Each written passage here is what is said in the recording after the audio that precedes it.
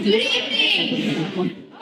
Thank you so much for joining us. I'm going to apologize in advance. We unfortunately do not have any slides for this evening. There's some technical difficulties and we're not able to take care of it. So the students will be working off of their own presentation and you will be able to hear their words, and I apologize about the sound. So with that being said, I want to welcome Sarah Chapman, our first speaker.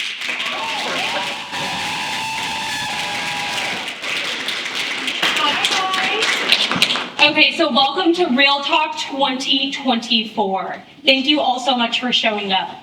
So today my speech is over vulnerability and the power it has with leadership, and my title is Letting Others In. So let's get started. When I first came to Cottey, I, like many others, was obviously incredibly frazzled. As a first-generation student, I had no idea what I was doing, and it clearly showed. When I went on a tour of Cottey, I met with Carol, and I was enamored by the idea of leadership and what I could do with it. So I signed up for the classes. Well, during the first week of classes, let me tell you, it was not what I was expecting.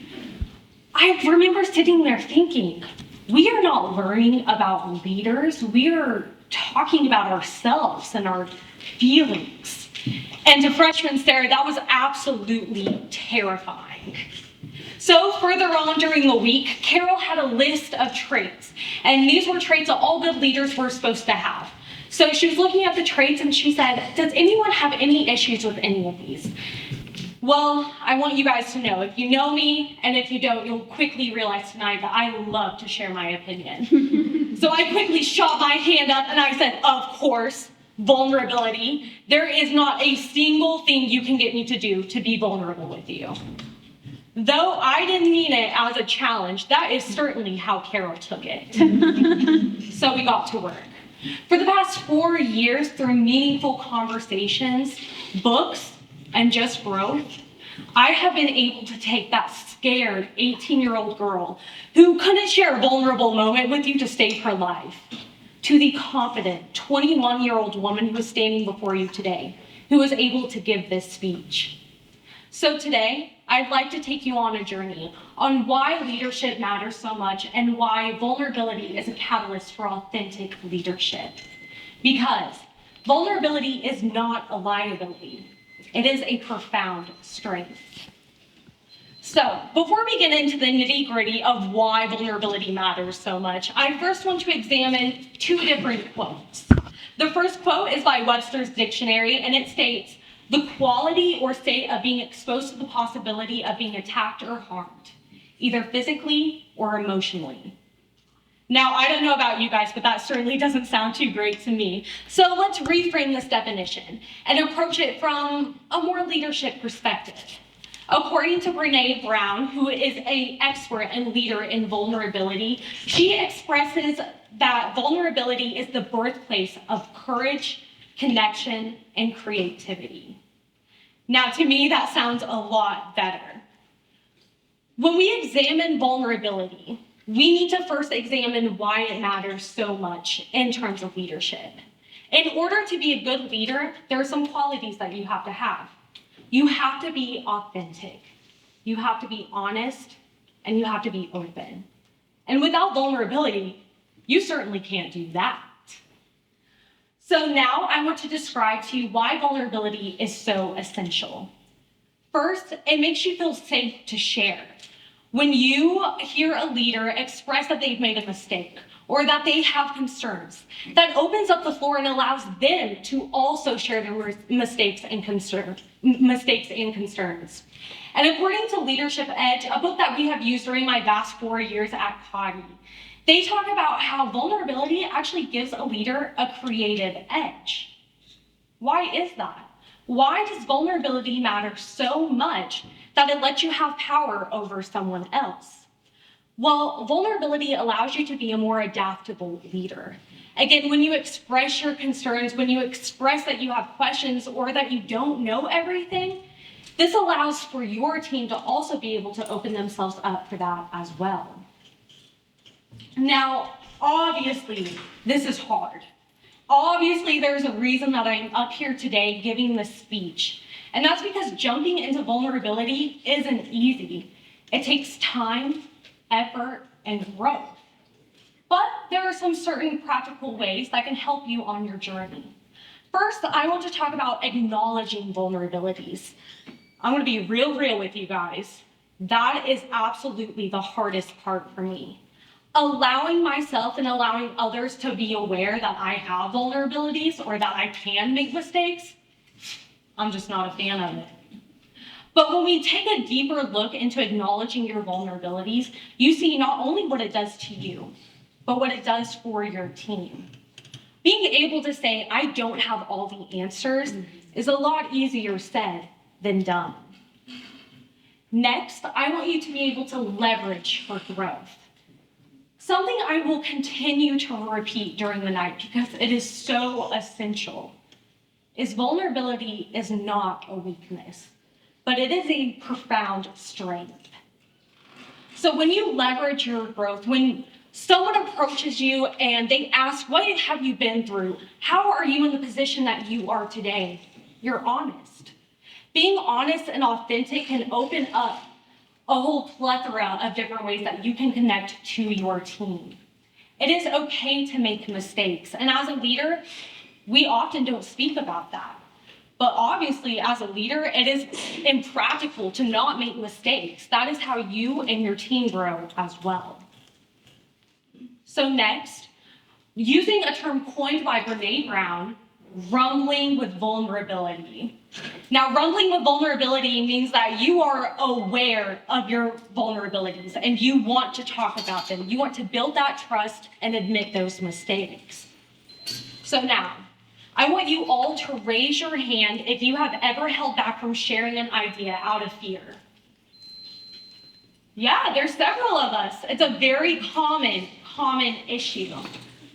But when we leverage for our growth and we take times to acknowledge our fear, this allows for your team to be able to do the same.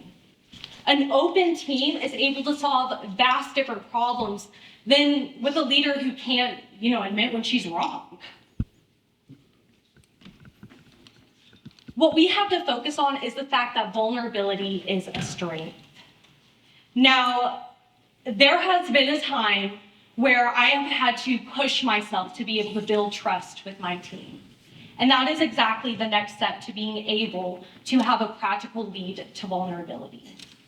Now that you've admitted your mistakes, you tell them when you're wrong, now is the time to build trust with your team. If you don't build trust, your team will not succeed. This is just a common fact. And it is something that has truly been shown during my 4 years of college. Now, for a little story time, when I was a freshman, I grew very close to this junior. Her name is Sydney Elliott. Some of you might know her. Sydney was in all of my leadership courses, and she certainly gave me the tough love that I needed in order to grow. So for as long as I have been able to take her courses, Carol has always started out the class with the 5 minutes of inspiration. This is just where you present a quote that has inspired you and you open up the floor and allow for discussion to flow. Now, I'm gonna be really real. I remember distinctly having a horrible 5 MI. And at the end, when Carol asked the class, okay, what could she have been improved on? I didn't want to know. I wasn't being authentic or honest with myself. And Sydney certainly called me out for it. She talked about the fact that if I didn't allow myself to open up, if I continued down this path of not letting others in and expressing my vulnerabilities, that I wouldn't be able to achieve those dreams that freshman-year-old Sarah had when she first started Cottey. Now, though it seems very small, that was truly a turning point in not only our friendship, but in my life. To this day, Sydney is one of my deepest, closest friends, and it is because of her ability to push back and open those trusts. So, much like how Carol has challenged me, I'd like to challenge you. I want you to push back. I want you to go into the fear of the unknown, the uncertainty, because you are building from innovation. You are making yourself stronger. And if someone else doesn't push back like they did for me, then I wouldn't be able to be here today giving this speech. So my last final thought is vulnerability is not the opposite of strength, but it is the very foundation of it. Thank you.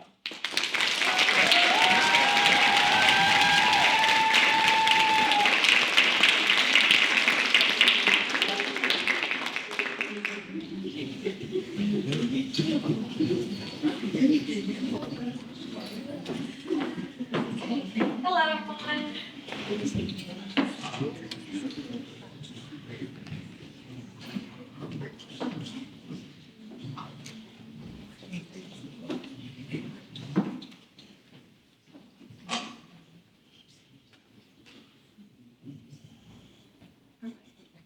Hello, everybody. My name is Sara Montes de Oca Jimenez, and for those of you who don't know me, I am a senior majoring in international organizations and minoring in leadership. So I'm from Madrid, Spain, and fun fact about Madrid, it's a city that has more population than the whole state of Missouri. So you can imagine my face when I heard that Nevada couldn't even reach 8,000 people. So yeah, that was great for me. So the reason as to why I chose to study leadership, it is because it teaches us and challenges us to grow as people and to learn new skills to work with different types of people. So my major, international relations, is all about understanding each other's cultures to maybe come into agreements for foreign policies or just working with people from different cultural backgrounds than you. So taking leadership courses has helped me so much to listen to others and to coming together as an organized group, ready to be challenged by obstacles while achieving goals. So before I came here to study to the United States, I really hadn't thought about the importance of culture in our day-to-day lives. I soon realized that I would have to adapt in order to fit in with others. A simple and very actually funny example of this would be the first time I tried greeting someone here in the States. So it went kind of like this. Oh, hello, hi. Oh. You don't need to. No, we don't shame. Oh, okay, bye. So, as you guys could see, that was not very great for me. It was actually kind of awkward. So from that moment, I realized that I will have to just change in order to fit in a way.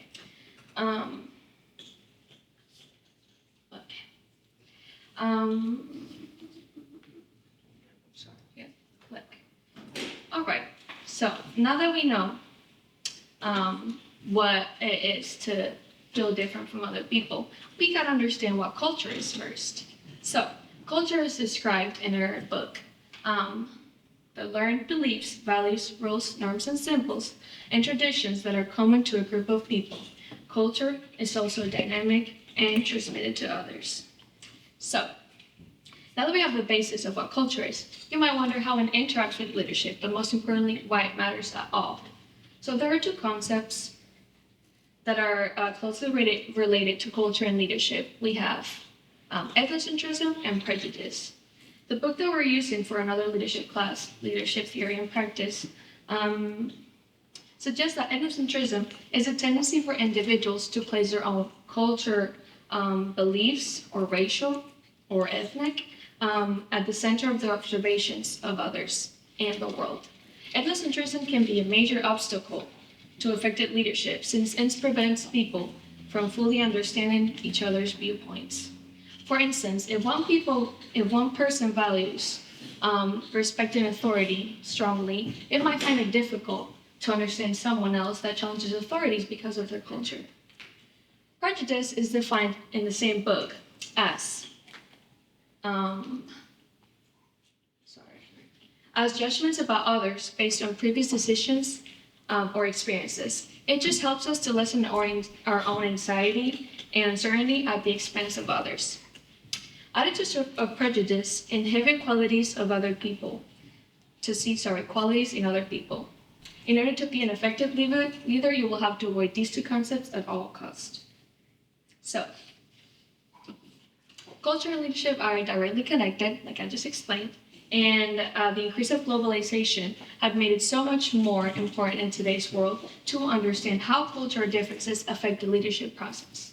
People are becoming more and more interconnected nowadays, which is the click of a button, and with internet and social media. As globalization might have many positive effects, it does challenge organizations to find leaders that could manage, communicate, and just learn with culturally diverse employees.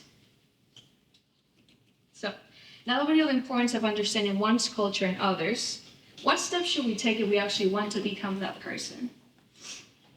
So,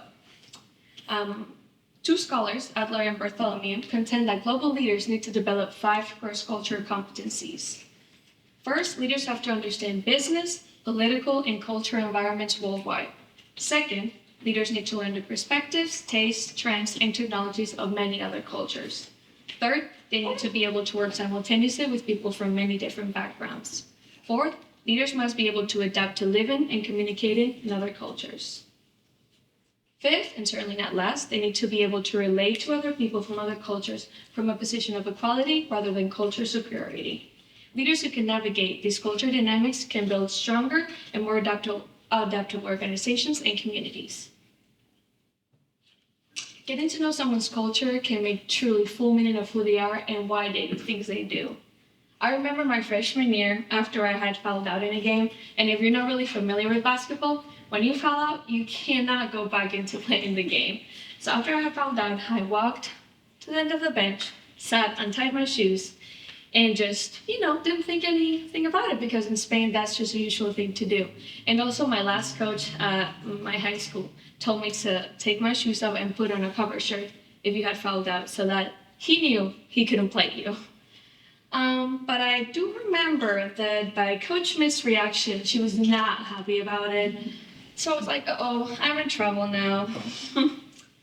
So long story short, after the game had ended, I found myself almost getting sent back home. But don't worry, that did not happen. So here, we're good. After that game, Coach Mitz and I had talked and just figured out that we just had different cultural backgrounds on how you need to act after you foul out. But that moment really made me realize that it's really important to understand each other's culture, and also our relationship as coach and player got better. So, I've always been grateful to my parents for allowing me the opportunity of studying here in the States and to also play basketball while doing it. We have had conversations about how much my character, personality, and self-awareness have just boosted because of having to navigate people different from me every single day. At the very beginning of the 4 years, I didn't know how people would perceive me, since for most of them, I was the first Spaniard that they were ever meeting. And I just kept on having these thoughts in my head like, will they make fun of my accent, or will they think it's too strong? Do they think I'm trying too hard because I wear jeans to class, or will they just think the way I play basketball is weird? So many thoughts of uncertainty that just came up because of how many people that I was meeting that had not experienced my culture yet. Luckily for me, I've been surrounded with beautiful people that have been willing to learn and be curious about my culture. They have helped me remind myself that even if someone were to judge me for my accent here in the States, I probably speak at least one language and I have more than them because, okay, yes, French is still a work in progress. Putting that to the side, thank you. A person that is not self-aware or curious about others can really break a team into pieces and really be the reasons why goals are not being achieved. Knowing that ignorant people are still everywhere was the reason as to why I was having all of these thoughts. Be the person that makes a difference by understanding, accepting, and being curious about what separates you from your peers. Before I'm done, I just wanted to let everyone with the thoughts of taking into consideration getting to know people's culture at a deeper level. As everyone moves on with life, I really hope that you guys get to travel to many different new places, meet people from different backgrounds, and face the challenges that you might have while experiencing each other's culture. Experience what it feels to be the one that doesn't fit in culturally, because this will help you develop some self-awareness for the future. So, be that teammate, leader, follower, and friend or partner that is open-minded, inclusive, and is willing to learn from other people's culture. Be curious about what doesn't really make sense to you. Don't judge people and just assume that they're weird. Make people from different places feel really home and appreciated because their homes may be very, very far away from them. spread love, and see things from a different perspective than yours. I really hope that my experiences have helped you realize that even though our differences may sometimes get in the way of achieving goals, it is the main reason why the leadership process is so challenging, unique, and magical. Thank you very much.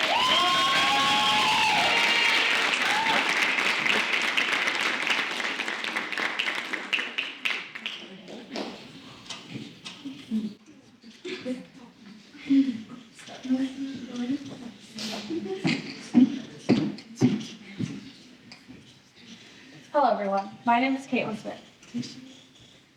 So I'm going to talk to you about failure. I want you to take a minute and think it to yourself. What is your definition of failure? Everyone has a different definition of failure. It's different from the person beside you and the person in front of you. Failure happens in all aspects of our lives, whether that's in a sport, an exam, a mistake you've made, or even in our relationships. Tara Moore is an expert on women's leadership and the well-being of women. She has an MBA from Stanford University and a degree from Yale University. She is a creator and teacher of the global Playing Big leadership for women. In the book, Playing Big, she speaks a lot about the role of our inner critic. She states that our inner critic is a voice inside of our head that is characterized by these 11 qualities: harsh, rude, mean. This is when the voice inside of your head is telling you something that you'd never say out loud to someone else. Binary. This is more of the black and white type of thinking. The voice of reason. This is the voice that argues with you whether it's in your best interest or if it's realistic. The voice of you aren't ready yet. As women, this manifests that we are not ready and that we need more time. The voice of you aren't good at math, negotiating, and technical stuff. This is the voice of self-doubt. The voice of body perfection. This is your critical thoughts about your age, weight, and appearance. The tape. This is when your voice feels automatic. A broken record. This is when the voice is that critic that repeats what's been saying for decades. Irrational, but persistent.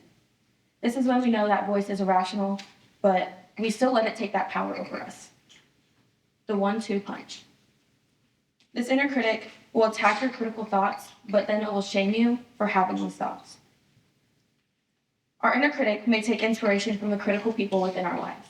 So this is meaning your critic will sound like your mom, your dad, your friends, or even people of power.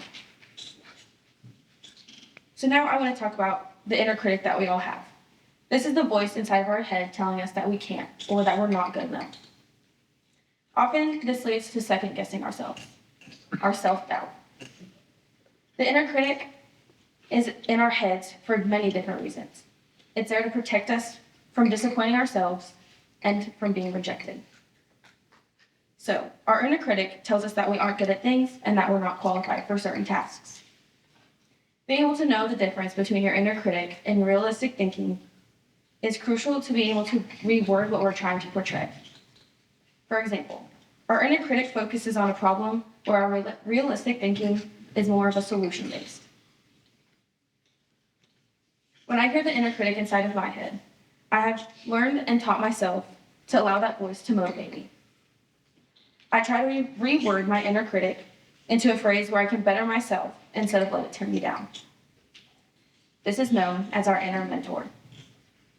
Our inner mentor is the voice that provides guidance, wisdom, and love. Now, I want to talk about how our inner critic connects back to failure.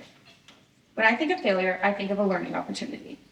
With every failure we encounter, there comes a lesson and a chance for us to better ourselves. Often, we face failure and we just want to give up. I like to think of ways I can achieve that goal or task.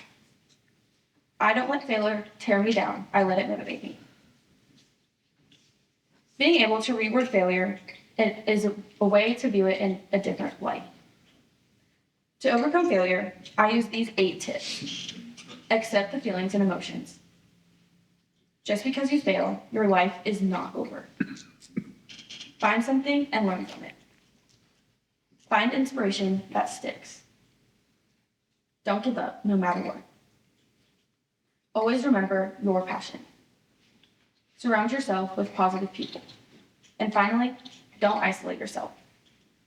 Every time failure would reappear, I would think back to these 8 tips and look at it in a positive light instead. So, growing up, being told you will never amount to anything and you will always be a failure sticks at you at a very young age. And it has stuck with me this far in my life. Being told you're stupid, you're just a dumb blonde, even though obviously I'm not blonde. Why do you continue to try to accomplish this when you're just going to fail? And the one that has stuck with me the most, you're just going to disappoint your family. I was often defeated in school, sports, and even my social life. I found that I was distancing myself from the people that I love and shutting them out. Always thinking of myself in a negative way and thinking I would always be that failure really put a toll on my confidence. My inner critic started to match the words of the people that they were saying around me. All of these failures and setbacks have made me the person that I am today. Now, I want to reframe how we think of our inner critic by using feed forward. We use feed forward to reword negative outlooks into positive solutions. Utilizing this tool can refrain from failure and negative thoughts of our inner critic. This is a tool that I wish I had learned before my time at Cottey. Feed forward is a process of replacing failure into a future-oriented solution, where we can focus on our future and not our past. I like to use feed forward to rephrase those negative thoughts into something positive. For example, when your inner critic is telling you, you can't pass this exam, you can reword that into saying, I know I can pass this exam. And by using feed forward, in the future, I will pass this exam. We can connect feed forward to our inner mentor within athletics. We have an inner mentor and an external mentor. Our inner mentor is different from our external mentor and our inner critic. This is because it gives us that guide to accept ourselves and better our future. Where an external mentor can be a coach or a parent, someone that's bringing you a new perspective and that motivates you. When I think of an external mentor that has impacted me the most, I think of Paige Mendenhall. Paige has been a mentor for me since I was a little girl. She has been there when things got hard and through many failures within my life. Whenever I would have a setback, I found myself calling her, and I still do to this day. She would always know what to say and to point me in the right direction. When I look for advice within my inner critic, I think of, what would Paige tell me to do? Athletes are most critical of themselves. We tend to let that one mistake or error potentially spiral into more. We can use our inner mentor to change that criticalness into something positive that can better our performance and our mindset in our futures. So, hearing all of these negative words and thoughts around me being said made me believe that no matter what in life, I would never please the people around me and I would never prove them wrong. When I think about where I am today, as a double major and a student athlete, standing in front of you, I've been able to prove some of these negative thoughts wrong by changing the way that I view failure. Throughout my childhood and to this day, my parents would tell me this quote. She said she could, so she did. This quote makes me want to push through to prove the people around me and within my life that have told me I will never amount to anything, that I am strong, and I can turn their negative thoughts and comments into motivation. Thank you.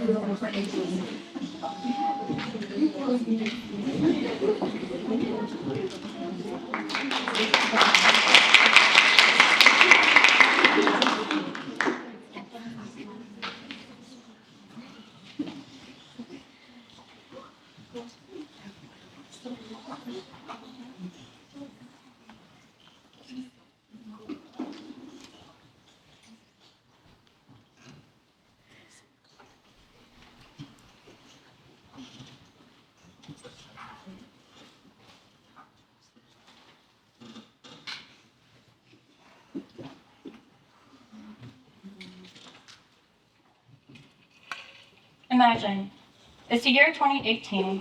A 23-year-old girl from a small town in Kansas is trying to make a decent living for herself and for her family. She drives an average of almost 2 hours almost every day to get to her typical 9-to-5 job in the city. Over time, she becomes confused and often feels lost at her job. The next day, she quits her job. She then asks herself the questions, who am I? Who do I want to be? And where do I want to go? Years later, it's the fall of 2021. A 27-year-old woman with platinum blonde hair walks into a college administration office at a college.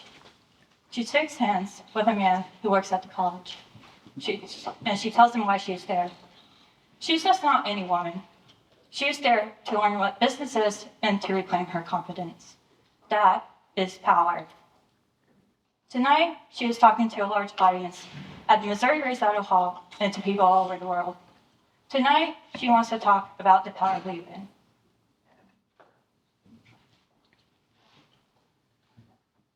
Now, I want you all to take a second and close your eyes and to think of a moment during your lifetime where you felt lost, stuck, or perhaps confused. Please keep your eyes closed and raise your hand. If you ever felt this way, please open your eyes and look around. The truth is, we've all been there at some point in our lifetimes. So where do we go from here? Let's go on this journey together tonight, right now, in this very moment. When I mentioned the four-letter word that begins with L, some of us may think of the word love or perhaps love. The word in acronym LEAD stems from the complex relationship that leadership has to offer us. As a start, it must begin with us, our experiences, and how we shape our framework as leaders. We begin to ask ourselves difficult questions, but the problem is we don't always know where to turn to next. And this is what we call, as leaders, this is what we call the neutral zone. This source comes from the bridge transition model in the book called Mansion Transitions by William Bridges and Susan Bridges. The neutral zone can appear in many different ways, and it can trap us like an astronaut floating into outer space. The neutral zone is a transitional phase between ending, losing, and letting go. As time goes on, it can keep us from experiencing new beginnings, especially when it comes to leaving. Unfortunately, when it comes to leaving, we are often faced with obstacles that get in our way to be able to make the progress that we truly want as leaders. Sometimes these obstacles can be seen as hidden roadblocks or as never-ending maze. Tonight, I would like to show you all an illustration, but since we don't have any slides, it came from Heather English's office, and it's from the Swedish artist Emanuel. In this illustration, the obstacles often become a reality for most women. The glass stone was something I knew existed, but it was out of my control at the age of 23, especially with no confidence or no skills at negotiating. A white man who had been deceased for 53 years was winning the race, and I was going nowhere. There would be times where I would just cry over the 10-cent raise that I received, even though I loved my job and the people, and made so many connections with the people there. All my hard work, time, energy, and dedication as an employee went out the window, and the worst part was that I didn't know how to communicate these feelings. After seeing this illustration, the glass stone was something that I could hear in my mind, saying the same exact thing as the illustration shows. What's the matter?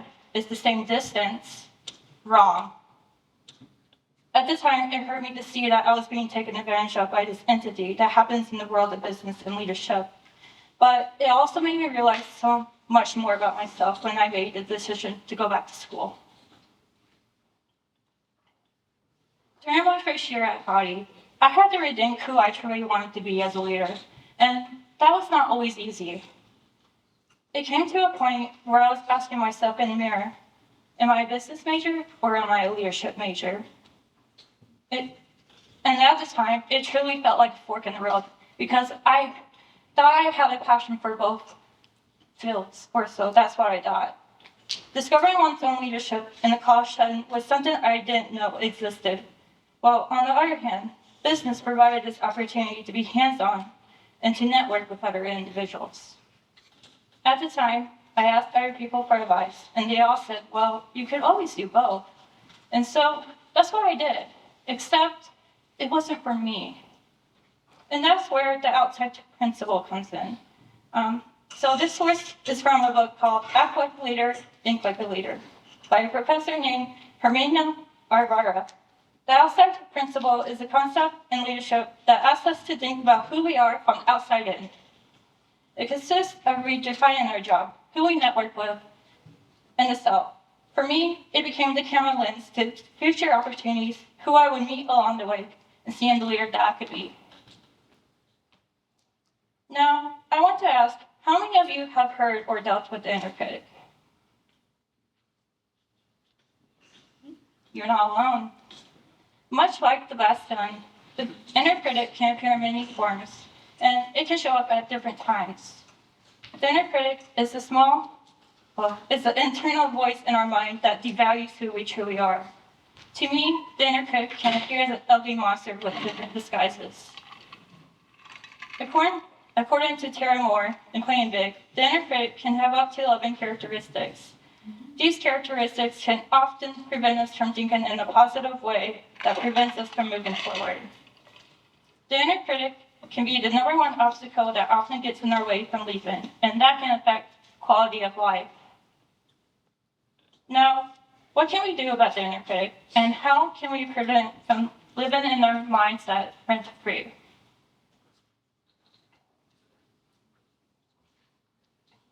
To answer these questions, we must listen to our inner mentor more. As leaders, the inner mentor is the compass that guides us north. It's the internal voice that consists of our dreams, inner strengths, aspirations, and so much more. Unlike the inner critic, the inner mentor tells us that I can instead of I can't. And often when we feel stuck in life, the inner mentor can help navigate us out of the neutral zone. Turning the inner critic into the inner mentor may sound easier said than done, but throughout time, it can be achieved with practice. According to Moore, some ways to identify the inner mentor may start with the characteristics and behaviors. A way that we can put the inner mentor to test in situational events is to simply ask, what would the inner mentor do or say? And it doesn't stop there. Learning about the inner mentor and its capabilities is an ongoing process. When we begin to understand the characteristics and behaviors of the inner mentor, we start to focus on what really matters. Once we have a full grasp of our inner mentor, we can also confront our fears and turn our self-doubts into self-cans.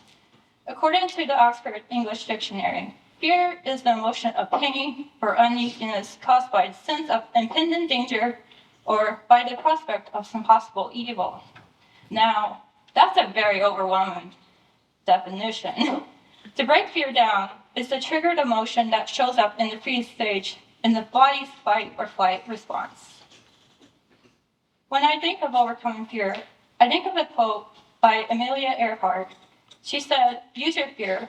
It can take you to the place where you store your courage. And it's so true. We can use our fear as motivation to overcome our self-doubts, and that it's okay to be afraid. We wouldn't be human if we didn't have fear in our lives. When life gets busy, it's a sign that we need to slow down. Going back to the story about my personal big leap, there was an important piece that I was missing. As leaders, our schedules often get packed very quickly. Pretty soon, we have too many commitments on our plate, and it feels like we never have enough time in the day for ourselves. We become stressed and burnt out. When we experience these feelings, it means that we need to pause, slow down, channel our inner mentor, and self-reflect. Without self-reflection, we forget where we came from, appreciate those who have helped us along the way, and most importantly, we need self-reflection to grow. Personally, this is something that I'm still working on as a leader. Even though there are many ways that we can leap forward, there will always be challenges along the way. But most importantly, something that I would like you all to consider with your inner mentor is, what are my aspirations and passions? Answering this question can lead to a deeper conversation with the inner mentor. What would life be like if I just tried? We can use this question to silence the inner critic so we can listen to the inner mentor more. We can also use it to face our fears and to take on more risk when we leap. And what is missing? This can help with identifying the gap in our personal lives. Is there something important that we forgot about or wish we had? I'm sure there are many questions to ask the inner mentor, but these are the key questions that I wish I had asked myself when I was at the age of 23. So, at the beginning of this journey, I told you my story and my personal challenges through a leadership lens. Connecting back to that story, I could say that leaping in leadership has taught me that it will not be possible to do on my own, and that it's okay to reach out for help from those around us. Sometimes finding help from someone can lead to a deeper understanding about our own selves.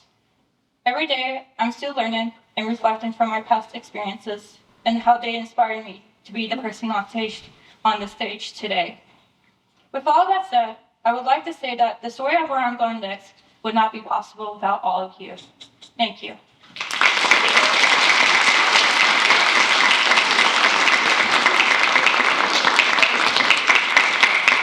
I want to thank all of you very much for coming. This is our 7th graduating class, providing these lessons, sharing with you what they have learned over their journey. I want to invite you into the lobby to meet with our speakers, and thank you all very much and have a great night.